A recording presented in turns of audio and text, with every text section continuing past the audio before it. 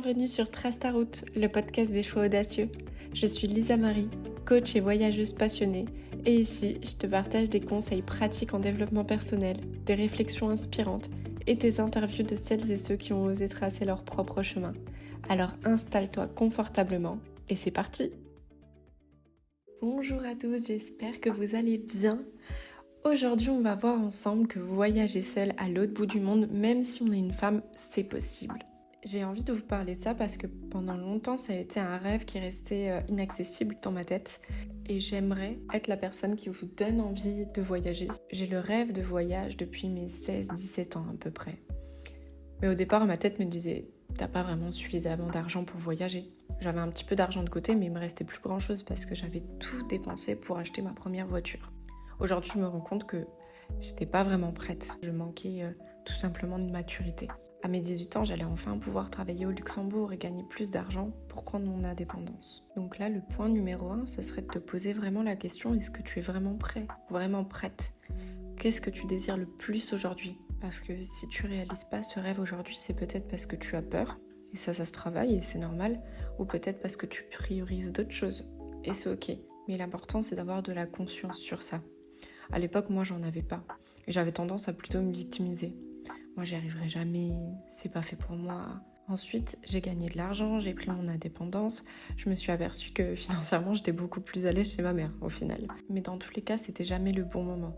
Parce que dans ma tête, j'avais pas assez d'argent. Mais je suis en couple et mon conjoint, il veut pas me suivre. Et puis même, j'ai envie de le faire seule. Mais je trouverai jamais un homme qui accepte de me laisser partir seule.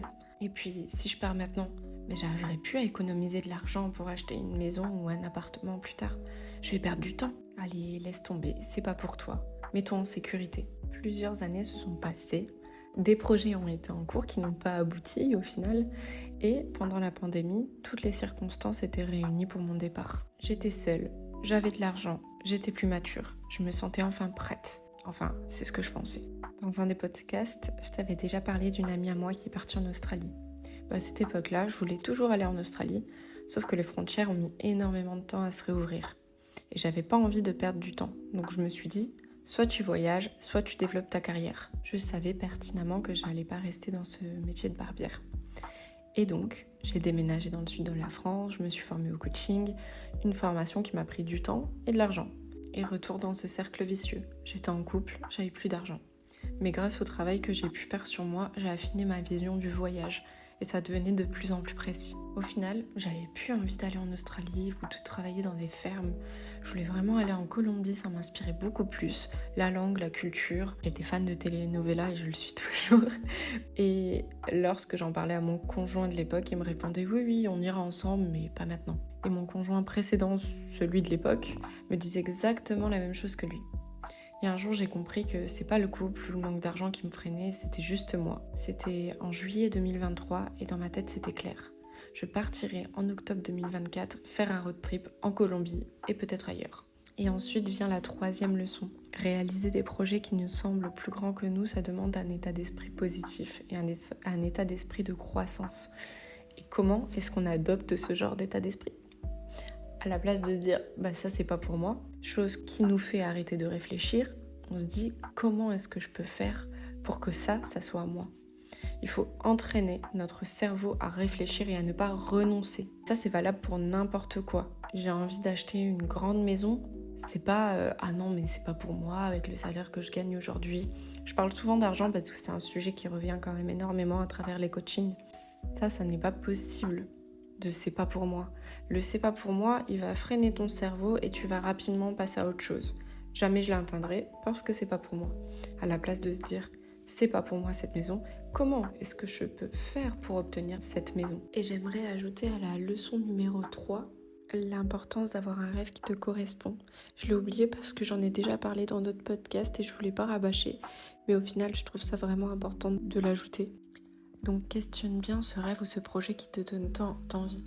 Est-ce que j'en ai vraiment envie ou est-ce que c'est parce que je l'ai vu sur les réseaux sociaux et tout ça? Ensuite, j'aimerais ajouter un autre point à ce point numéro 3 qui est la priorisation du projet ou du rêve. Tu ne peux pas tout développer en même temps. Une reconversion professionnelle, déménager, te marier, avoir des enfants, voyager. Tout est possible, oui, mais pas tout en même temps. Dès lors que ce projet ou ce rêve devient ta priorité, alors les points suivants et précédents tiennent la route. Mais si ça n'est pas ta priorité, qu'est-ce qui est plus important que ce rêve-là, que ce projet-là? Revenons à nos moutons. Ensuite, en cours d'année, je me suis séparée de mon ex-conjoint. Alors, pas à cause de ma tête dure qui voulait réaliser ce voyage, mais je pense que ça jouait dans plusieurs de mes relations parce qu'à chaque fois que j'étais en colère, je me disais « Ah, à cause de lui, je n'ai pas encore réalisé mon rêve, je suis pas partie. » Comme si c'était à cause de l'autre. Et ça mène à une leçon. Alors, avant de te citer la leçon, je tiens juste à faire un point que c'est les leçons que moi j'ai apprises à travers mon évolution personnelle. Ça ne veut pas dire qu'elles sont toutes valables pour toi ou qu'elles sont toutes applicables à toi. Aie conscience que tout ce que je dis n'est pas forcément ta réalité. C'est ma vérité à moi, mais c'est peut-être pas la tienne. Donc prends tout ce que je dis avec discernement. Donc, leçon numéro 4, ou point numéro 4, appelle-le comme tu veux. Sois consciente, pas de victimisation, ça t'apportera rien. Au contraire, la victimisation, c'est comme tout à l'heure, ça c'est pas pour moi. On arrête de réfléchir, c'est à cause des autres, c'est pas pour moi, on se remet pas en question et donc on n'avance pas. Si aujourd'hui tu n'as pas voyagé ou tu n'as pas réalisé d'autres projets importants pour toi, c'est pas de la faute des autres, mais simplement de la tienne. Tu es la seule personne qui est maîtresse de ta vie. Les autres, ils peuvent influencer, oui, on est d'accord, mais l'acteur ou l'actrice principale, c'est toi. Début 2024, la date de mon départ approchait à grands pas, mais j'avais rencontré quelqu'un. Et tu sais quoi ? Lui me comprenait, car lui aussi, il partait quelques mois en voyage. Donc la question du couple, c'était plus un souci. Comme quoi, quand c'est le moment dans ta tête, tout s'aligne. Et la question financière ? J'en avais pas forcément, mais bon, pas d'excuse, je devais partir. Et c'est là que sont arrivées les étapes floues pour moi. Je vais où exactement ? Je pars combien de temps ? Comment j'organise ce voyage ? Donc leçon numéro 5, qui pourrait venir plus tôt aussi, clarifie ton projet. Ça veut dire avoir une vision plus claire de ce que tu veux exactement. Donc combien de pays tu veux partir ? Combien de temps ? Quel type de voyage tu préfères ? Est-ce que c'est chez l'habitant, dans un hôtel, dans une auberge de jeunesse ? Est-ce que tu as envie de faire du bénévolat ? Tout ça, ça va te permettre de calculer tes frais, de prendre tes premiers billets d'avion, d'avoir une vision plus claire tout simplement de ce que tu veux. Et j'aimerais clarifier ce point, tu n'as pas forcément besoin d'énormément d'argent pour voyager. Alors oui, je sais, ça fait très rêveur de dire ça comme ça, mais c'est vrai.